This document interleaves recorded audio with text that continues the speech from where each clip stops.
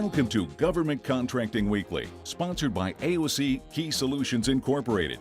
Government Contracting Weekly is the only television program devoted exclusively to the competitive and dynamic world of government contracting.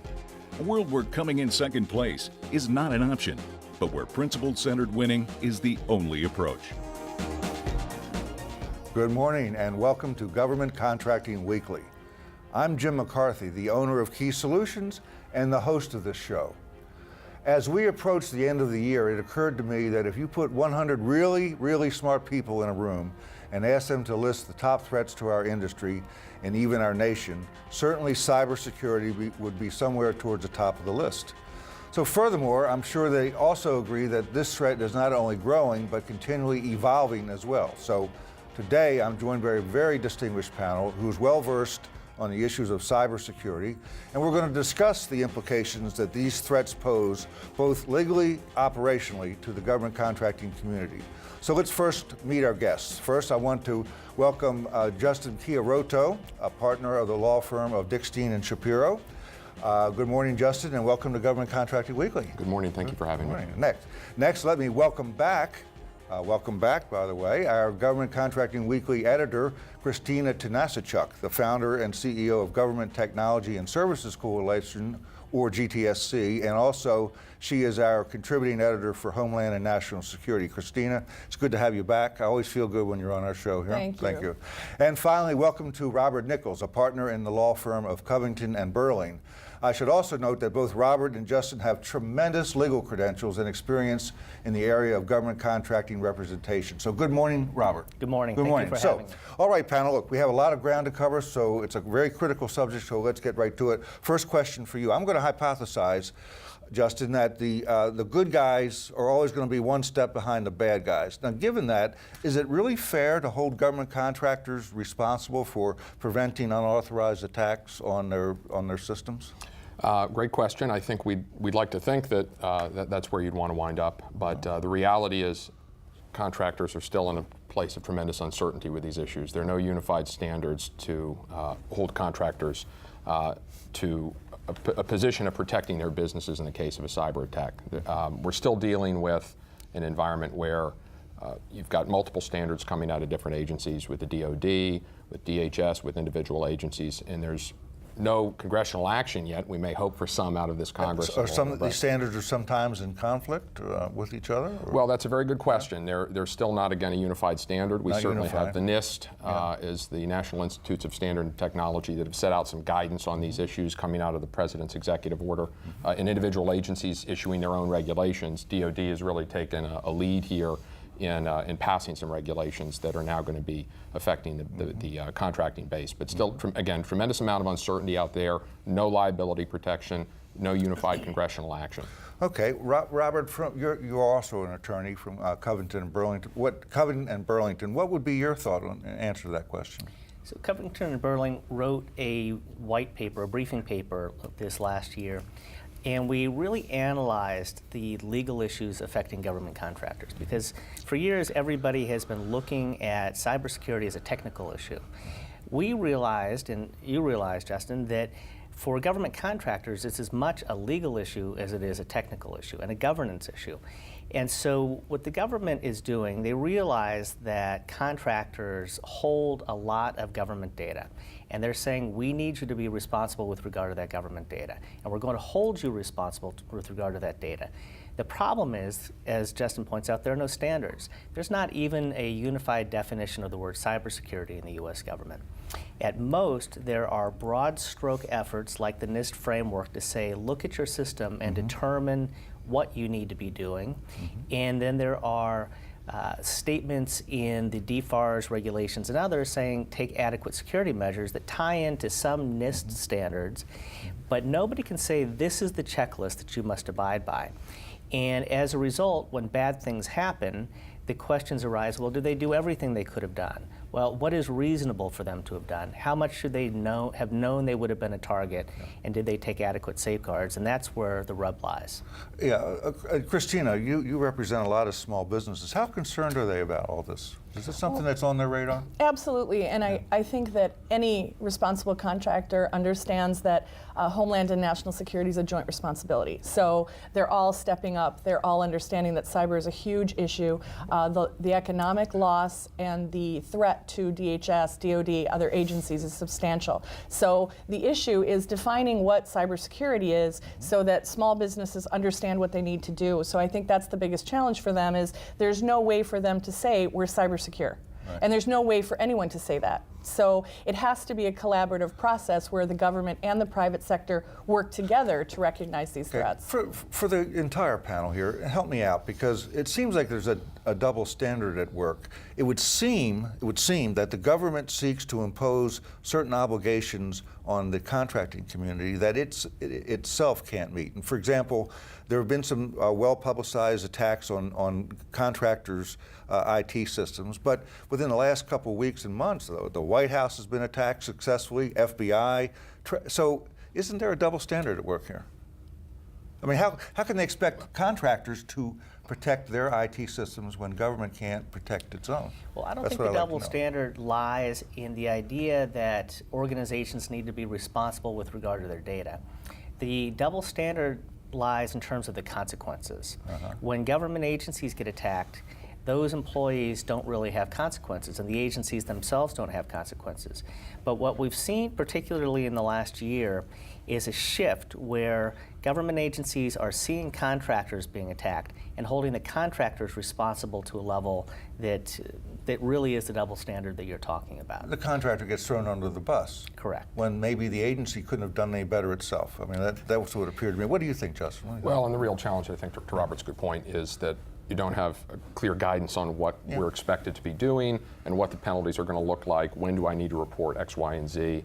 And it makes it, to your original question about it being unfair, really unfair in my opinion that you've got this essentially moving target for contractors to try and follow. Okay. And real risk out there, frankly, for businesses that are doing this work. When does it cross over into cyber war? Right. Because many of the attacks that we're seeing, people are starting to liken it to, well, if a foreign company came and bombed Walmart or bombed a company and took them down, wouldn't that be considered enough of aggression to be considered war? Right. And then when do we recognize that our cyber environment, the incredible amounts of our intellectual property that's being stolen, the fact that hackers from Russia and China are regularly breaching our companies and our government, when is it elevated to the point where we start discussing offensive tactics or other tactics as a collaborative team?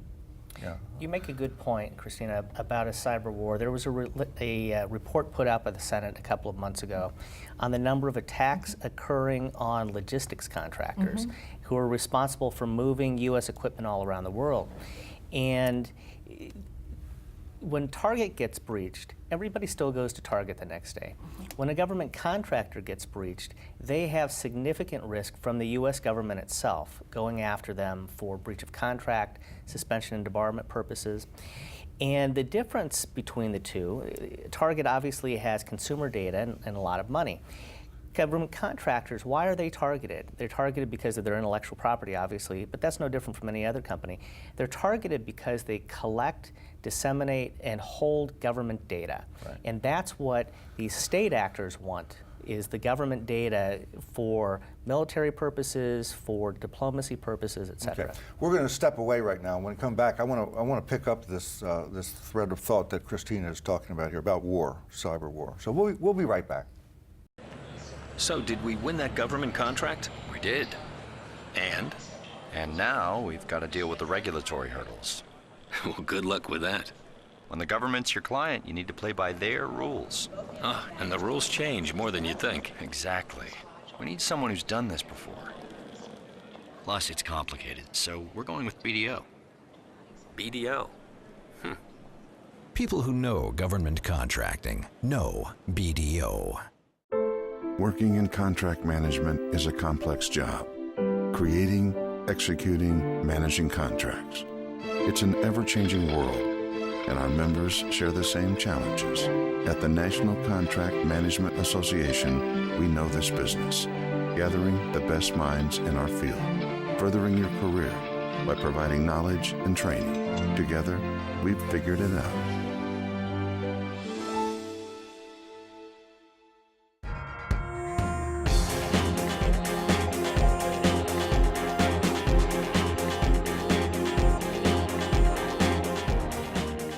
Before the break, Kristina raised a point. I want to come back to this, okay? And I'm honestly confused by it, folks, so maybe you can help us out.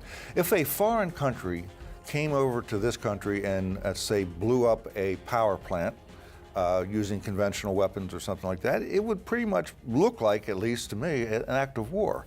And yet it appears that day by day by day, we're getting attacks from other states, and very little seems to be said about it. There's no sanctions applied. There's no repercussions or accountability.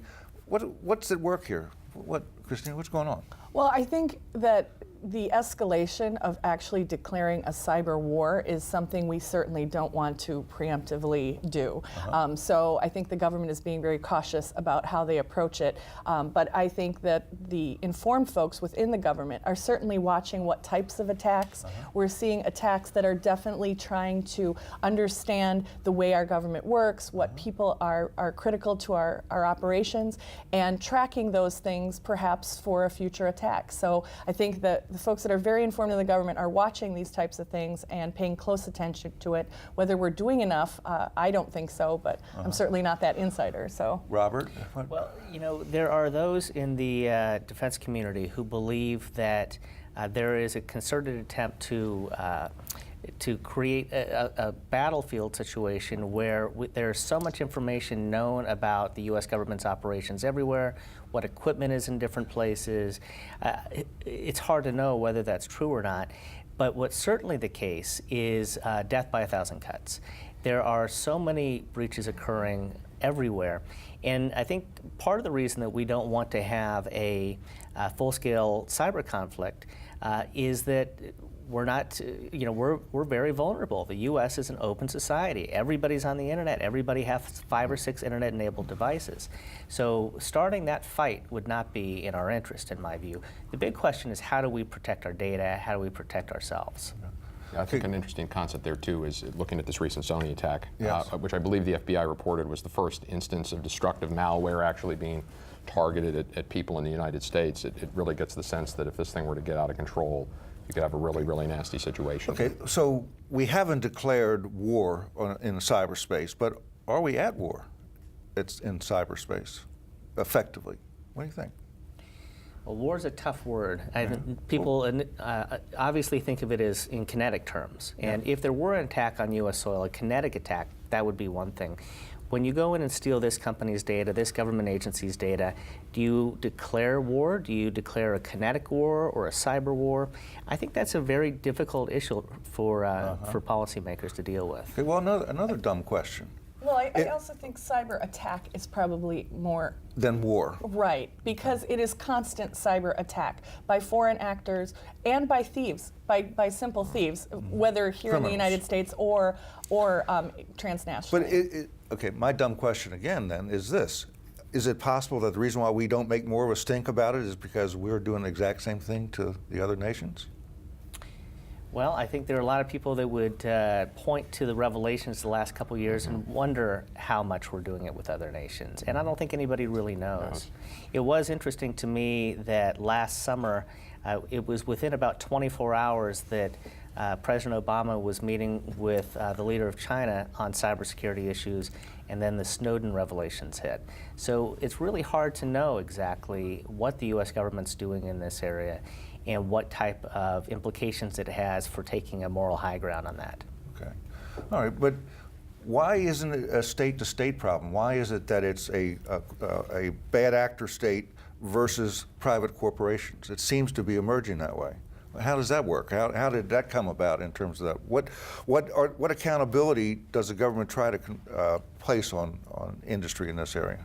Well, they're certainly trying to push a lot of the responsibility down to the contractors and critical infrastructure providers. The challenge, I think, is that people haven't really figured out a unified approach to these things and figured out the way that these pieces of these issues fit together, cooperating with international law enforcement, figuring out how we both set a policy and then implement it and deal with enforcement. Okay, that's enforcement. I do have to go to a break again. When we come back, I want to still continue this thread, but we want to look at reporting requirements. What are our obligations as an industry to report this? When, what triggers it, and so on. So we'll be right back with this very important discussion that we're having. Thank you.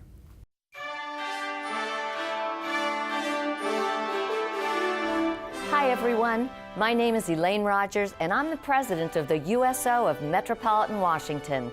I'd like to take the opportunity to tell you about a great holiday program we have that brings cheer and joy to the children of our local service members and their families living in the Washington-Baltimore area. Project USO Elf is a program that gives you the opportunity to be an elf to a military child during the holiday season. These gifts will be made up of toys taken from the personal wish lists of the children of our nation's military heroes. What better time to say thank you to our local service members and their families than during the holiday season? Please help us put smiles on the faces of our military children by serving as an elf this year. Registration is so easy. To learn more about Project USO Elf and other USO Metro holiday programs, visit usometro.org/holiday. Thank you for your support of our troops and their families. And from all of us at the USO of Metropolitan Washington, happy holidays.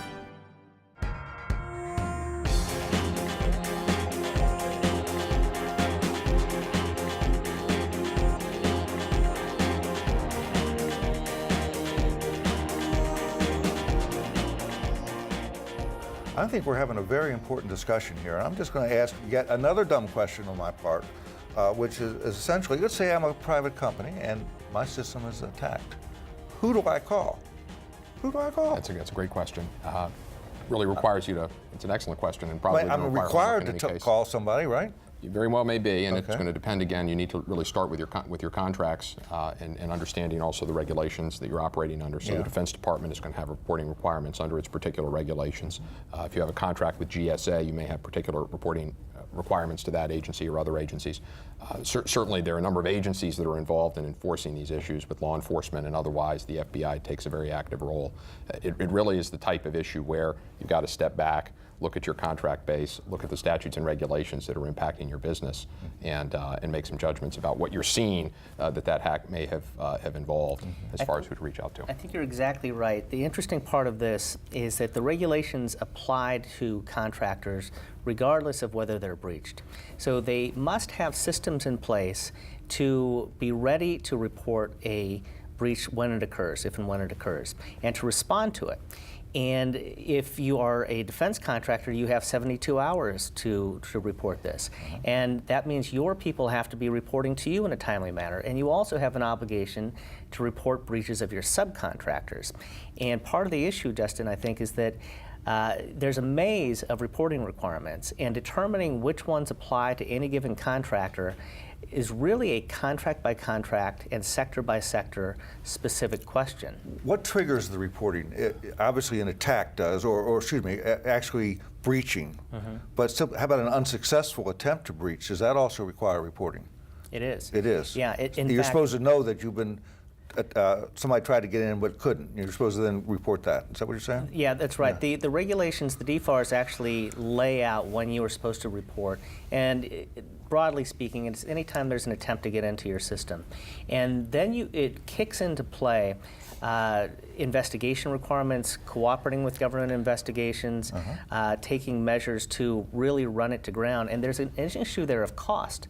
If you're going to be breached or hacked, several times per year, who's going to pay the costs of setting up the business unit that runs all of that to ground, cooperates with the investigations, which could be very open-ended?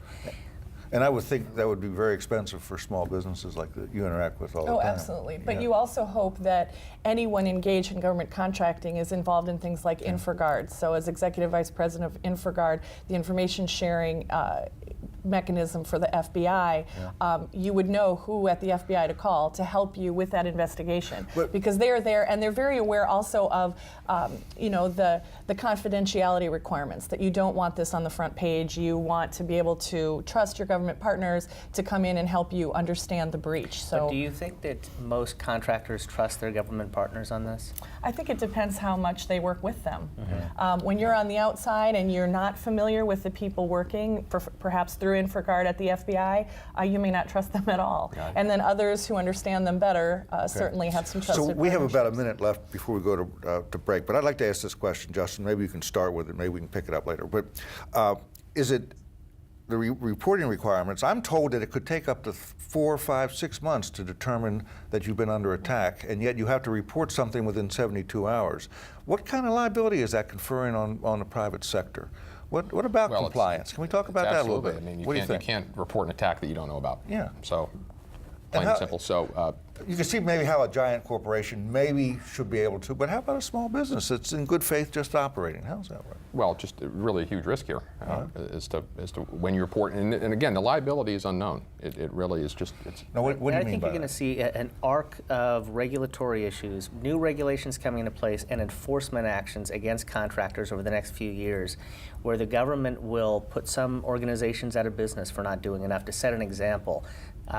Interestingly, though, talk about costs. We write about this in our paper. The government will actually pay for a lot of the cybersecurity compliance costs. You can build it into your overhead rates. And so having good contact with the agencies, as you talked about, understanding what the regulations are and putting a good system in place, just like you would any other compliance system, is really the key here. Okay, we're going to take another break. I know that time flies fast when you have a good subject like this. We'll be right back, and I have some other thoughts for you. Okay? Thank you. AFCEA has been bringing government and industry together since 1946. By joining AFCEA, you'll reach the decision makers and become part of the discussion. You'll increase market visibility, gain market insight, receive discounts on AFCEA member services and events, and manage and engage corporate associates. AFCEA is the association of choice. Join today at www.afcea.org.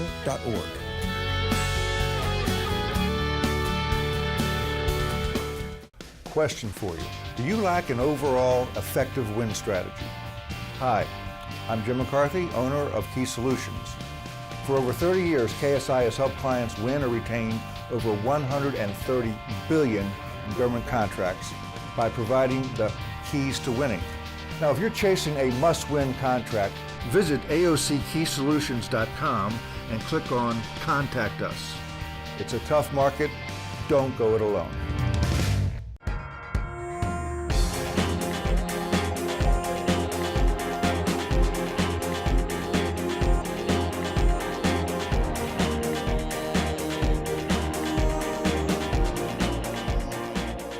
Whether we're talking about dealing with cybersecurity threats or any other aspect of government contracting, there is no more critical component than the need for outstanding engagement from your workforce.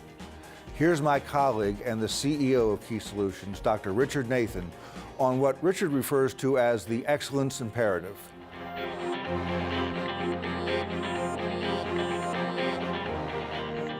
This morning, I'd like to comment on what I call the excellence imperative. Novice government contractors often think that all they have to do to respond to an RFP is to answer the mail. They focus on compliance as though all they needed to win was to submit a compliant proposal and demonstrate that they could do the job. If they only do this, I would describe their proposal as adequate. Adequate to be evaluated, but not adequate to win. Certainly it's necessary to do both, but to win, an offeror must go well beyond the standard. They must demonstrate excellence. Consider, on an average procurement, there will be 6 or more offerors, and by that I mean proposals. For the average single award contract, whether it's a standalone contract or a task on one of the mega IDIQs that are the rage today, that equates to 1 winner and 5 or more losers. A proposal that's merely adequate will get you no more than the middle of the pack. In other words, you lose. To win, you must be excellent. To successfully meet the excellence imperative, you must not only be compliant and have satisfactory technical and management solutions, but also have excellent past performance and key personnel. Plus, some unique element in your offer design that the government evaluators will see as providing the best solution, and therefore be the most attractive to them. And on top of that, of course, the price must be in the right place for that particular job. Why do contractors write adequate proposals? Usually because their human and financial resources are stretched too thin, and they try to make do. When I see a company do that, I never applaud them for saving money on the proposal. I think of all the money they are wasting, not doing what's necessary to win. Don't let an adequate proposal destroy your chance of winning. Remember the excellence imperative.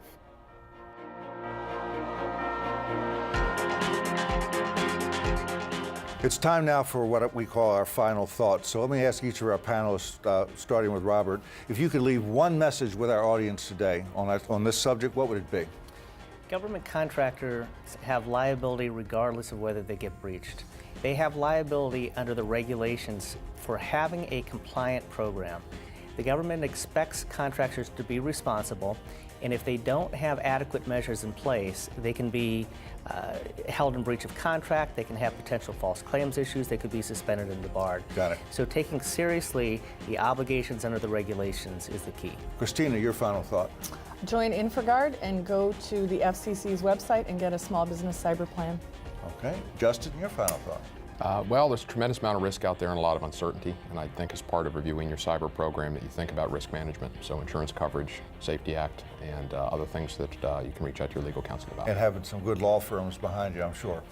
I'm sure our viewers will all agree that in an already difficult environment and market, there are few challenges more vexing than combating the threats to our cybersecurity.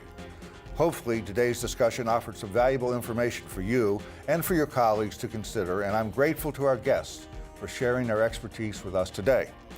I want to thank our panel, starting with Robert Nichols, a partner in the law firm of Covington and Burling, for joining me today. Thank you, Robert. Thank you. Appreciate it. Next, Kristina Tanasichuk, the founder and CEO of the Government Technology and Services Coalition, or GTSC, and as noted, Kristina also serves as Government Contracting Weekly's contributing editor for Homeland and National Security.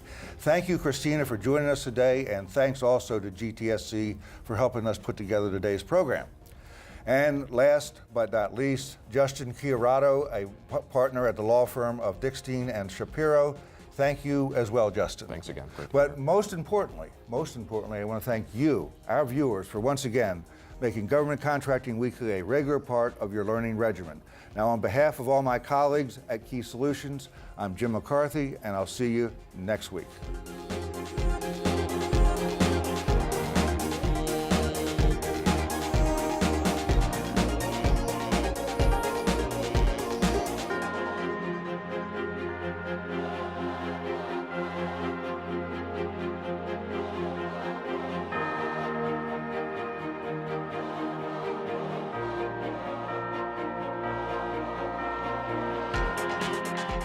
You've been watching Government Contracting Weekly, sponsored each week by AOC Key Solutions Incorporated.